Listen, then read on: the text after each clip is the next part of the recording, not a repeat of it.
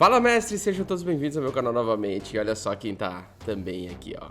Olha quem foi podado também. Já passei a máquina na minha cabeça, já aproveitei e passei no Bitcão. Então, como nós gerenciamos o Bitcão, nós precisamos também cuidar do Bitcão e dar uma raspadinha, né?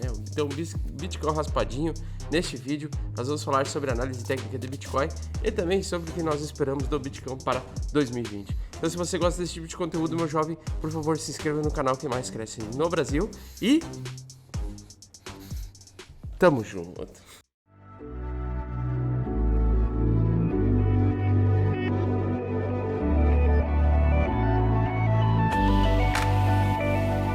Antes da gente falar então do conteúdo principal do vídeo, nós vamos fazer a nossa querida análise técnica de Bitcoin e análise gráfica, né? Eu basicamente sou mais analista gráfico do que analista técnico, mas enfim, vamos lá.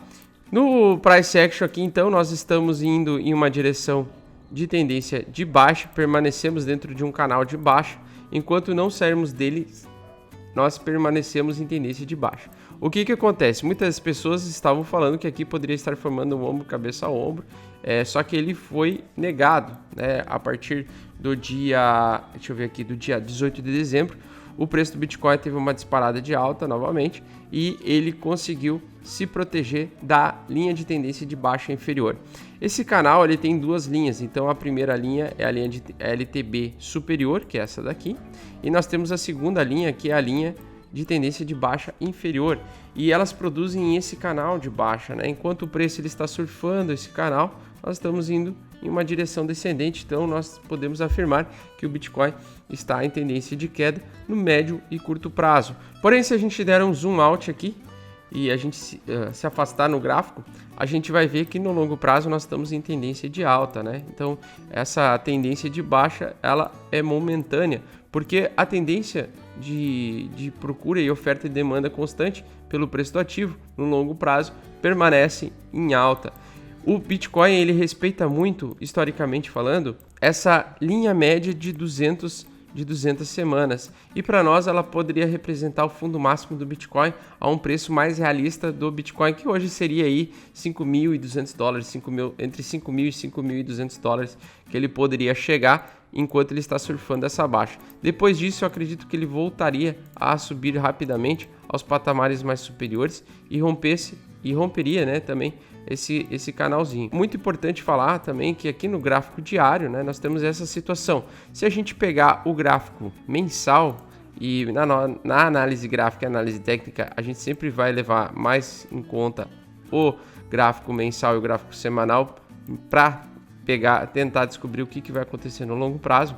O que eu percebo é que nós temos uma formação, na minha opinião, de uma bandeira de alta no gráfico mensal, que pode fazer com que a partir do próximo mês, então mês de janeiro e mês de fevereiro, nós podemos retomar as altas exponenciais do Bitcoin, apegando aí e se aproximando do halving e também de outros eventos que eu vou citar posteriormente nesse vídeo. Eu acredito que nós estamos com um volume descendente no mensal também, então o volume descendente mostra que em algum dado momento nós vamos ter uma grande disparada de preço em uma grande quantidade de volume massiva, fazendo um movimento contrário e também chegando num ponto de exaustão da força vendedora. E a gente também está formando aqui potencialmente um martelo aqui, né? Se ele ficar positivo vai ser um martelo. Provavelmente pode ser isso que vai acontecer se o Bitcoin continuar subindo nos próximos dias. A gente pode formar um martelo verde aqui. E se esse martelo se consolidar de fato, né, e no próximo mês aparecer um candle, um maromboso verde positivo aqui, pode ser um sinal de reversão definitiva aqui, né, onde mostra que o preço do Bitcoin poderia voltar a surfar preços elevados. Claro que o Bitcoin ele vai ter um período de lateralização na minha visão. O ano que vem, 2020, vai ser muito parecido com 2016, onde foi um ano ascendente, um ano de alta, porém de alta gradual, lenta, né? Um ano que não subiu rapidamente como aconteceu em 2017. Então, a minha visão, eu acredito que vai repetir algo muito parecido com o que aconteceu desde janeiro de 2016 até dezembro de 2016. Uma lenta gradual e constante, onde cada mês foi um pouco mais alto do que o outro, mas em uma velocidade reduzida de crescimento, né? E logo depois Em 2017 nós tivemos aquela alta exponencial porque o mercado reconheceu que agora era bem mais difícil você ter um Bitcoin do que era no passado. Para mim, vai acontecer mais um ano aí de 100% ou talvez no máximo aí 200% de alta a partir do preço inicial do mercado de Bitcoin a partir de janeiro. Vamos ver se isso vai de fato acontecer, mas a verdade é que quanto mais nos aproximamos desse evento que abala e mexe com a oferta e demanda, a gente pode acreditar que o Bitcoin pode ter uma disparada de preço a partir do próximo mês já. O que também mostra para mim que podemos ter chego no fundo do Bitcoin e não cair mais é que nós temos aqui no gráfico diário, nós temos um fundo duplo. E fundo duplo é um sinal gráfico também de formação de fundo e potencial alta. Também temos aquilo que eu acho que é o principal ainda, né? Que é, além da aproximação das médias móveis de 200 semanas, nós temos uma divergência bullish, que é quando o RSI, ou seja, o indicador técnico, ele vai em contrassenso com o preço. Então o preço está indo numa direção de tendência de baixa, enquanto que no RSI ele está numa direção contrária, indo em uma tendência de alta, ou seja, fundos cada vez mais altos no RSI e no preço fundos cada vez mais baixos, né? Então isso para mim é um forte indício de formação de fundo. E também se a gente se aproximar no gráfico do Bitcoin no valor aí de 4 horas, tá? O valor de 4 horas, a gente pode estar verificando um potencial formação de ombro, cabeça, ombro invertido, também mais um sinal técnico de que podemos ter encontrado a alta do Bitcoin.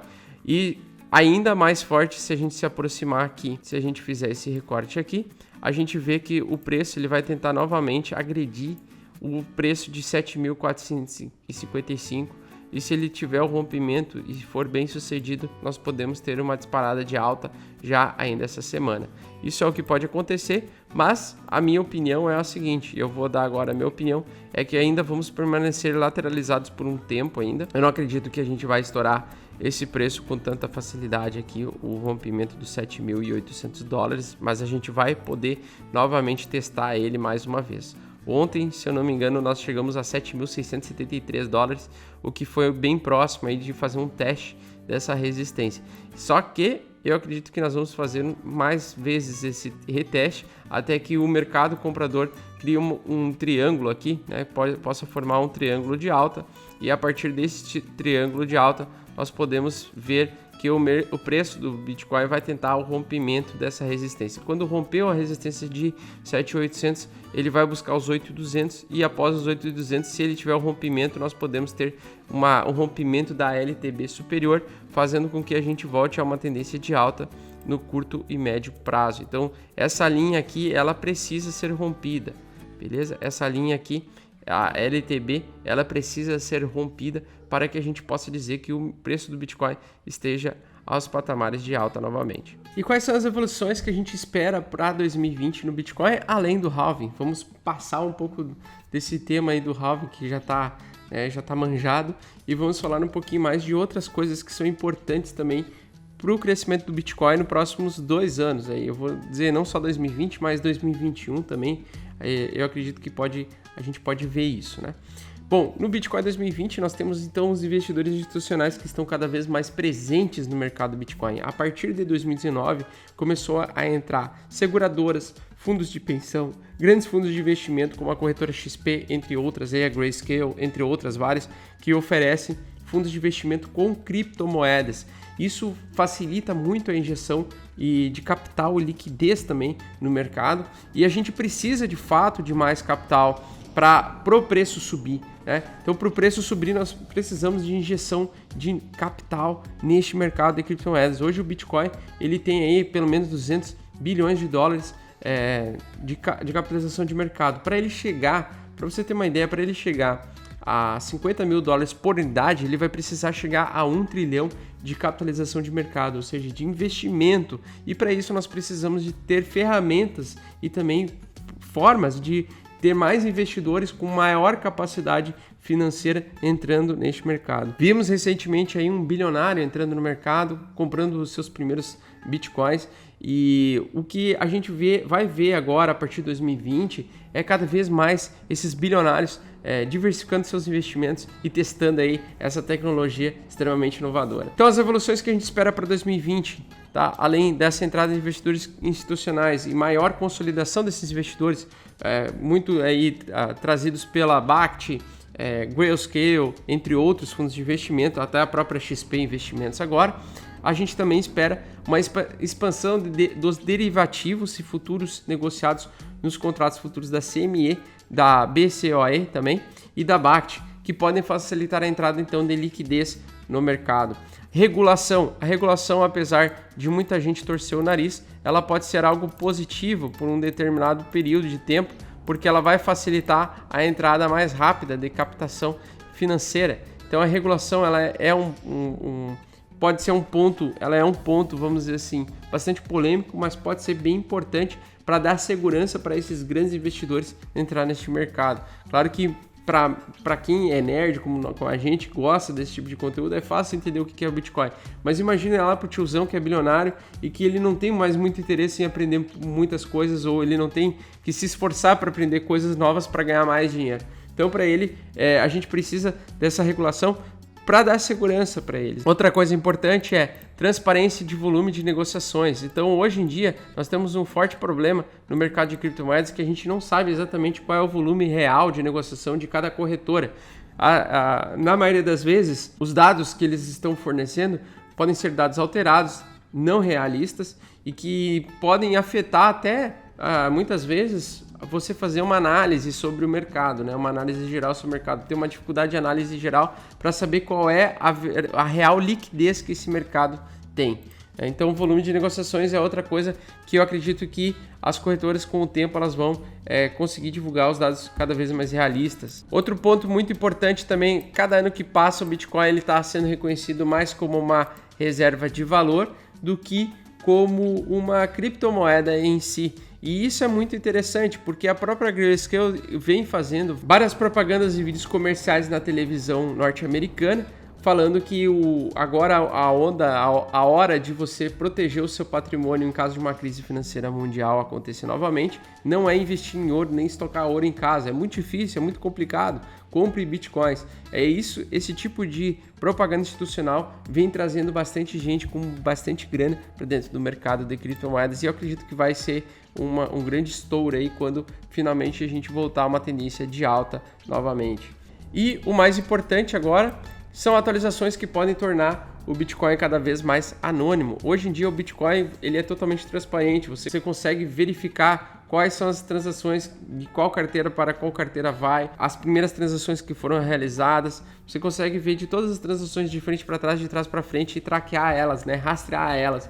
Imagina um computador aí que consiga fazer isso de uma forma muito rápida, fazer a verificação de todas as transações que já foram feitas na rede da blockchain nesses últimos 10 anos. Mas as próximas atualizações para o Bitcoin prometem. Nós temos a atualização Dandelion, tá? Dandelion, que ela oculta o IP do primeiro nó de rede que transmite uma transação de Bitcoin. Então nós temos o Dandelion. Nós também temos a outra atualização que está para vir aí, as assinaturas Schnorr. Assinaturas Schnorr. Isso aqui é bem alemão, né? Que vão ofuscar as transações de Bitcoin. Transações de Bitcoin. Parecido com o que é feito, parecido com o que já é feito na Monero, né? Na altcoin Monero. E ainda nós temos previstos o Taproot. Taproot que vai possibilitar a construção de uma camada de contratos inteligentes acima da blockchain do Bitcoin, fazendo com que a gente resolva o problema de velocidade de transação e escalabilidade do Bitcoin. E com isso tudo, né, a Lightning Network, testada aí pela Bitfinex, tecnologia muito boa, que vai fazer com que o Bitcoin agora não passe mais a ser um ativo como reserva de valor, um ativo lento, com transações muito lentas, complicadas, para você utilizar no comércio, por exemplo, mas que vai facilitar transações aí quase instantâneas, com o preço de custo muito baixo, taxas baixíssimas, fazendo com que a adoção do Bitcoin possa também ser utilizada como moeda finalmente, porque até então, por ela ser muito lenta e uma tecnologia um pouco defasada perto de outras altcoins, de outras criptomoedas, ela tende aí essas limitações que precisam ser resolvidas, e eu acredito que essas limitações serão resolvidas aí se aproximando de 2020 e 2021. Bom, pessoal, então eu espero que vocês tenham gostado desse vídeo e a gente se vê então no próximo vídeo aqui do Mestres do Bitcoin. Um grande abraço, tamo junto! Vocês ficam muito preocupados com o BTC cai, meu filho. Faz o seguinte, ó, vamos um pouquinho de Nano aí, ó, BTC, vai juntando aí, ó, Nebulous. Ele faz um ajustezinho aí de 80%, depois sobe 3.000%, é uma coisa linda, fica todo mundo milionário, é fantástico. É muito bom isso aí.